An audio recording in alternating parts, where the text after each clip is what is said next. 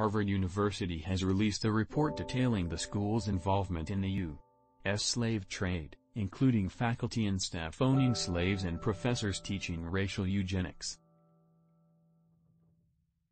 In 2019, Harvard President Lawrence Bacow formed a committee that included representatives from all the schools on campus, and asked them to uncover Harvard's ties to slavery.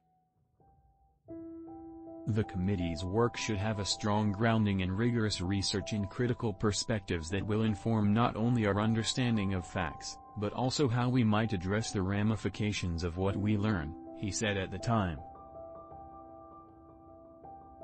The committee found that Harvard faculty and staff enslaved 70 people from the school's founding in 1636 to the banning of slavery in Massachusetts in 1783. Some of those who were enslaved lived on campus and were responsible for providing care for Harvard's presidents, professors and students. Additionally, the report discovered many of the university's donors profited directly from the slave trade in the 17th, 18th and 19th centuries.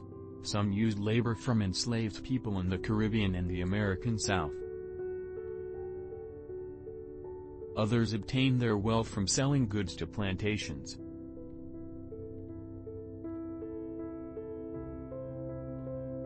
Donors in the textile industry sourced cotton that was grown by enslaved persons.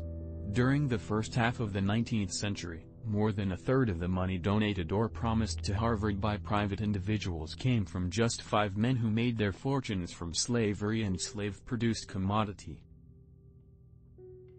The university also heavily supported the study of eugenics, the concept of encouraging selective breeding for the purpose of purifying the human race.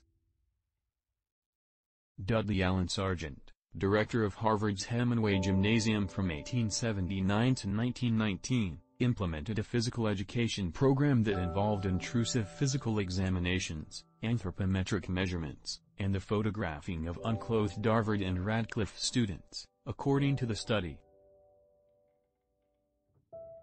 Harvard outlined several next steps it said it would take in an attempt to atone for its involvement in the slave trade, including monetary reparations for Black and Indigenous students who are descendants of enslaved persons in the U.S., the profound harm caused by the university's entanglements. Nevertheless, financial expenditures are a necessary predicate to and foundation for redress. The Legacy of Slavery Fund will be kept in an endowment strategically invested to support implementation of these recommendations, the report said. The Ivy League school also plans to further partner with historically Black colleges and universities, HBCUs, through initiatives, such as appointing visiting HBCU professors to Harvard for 1 year and subsidizing summer, semester or year-long studies at Harvard for HBCU students. The school said it is working to identify Black and Indigenous students who are direct descendants of people enslaved in the U.S.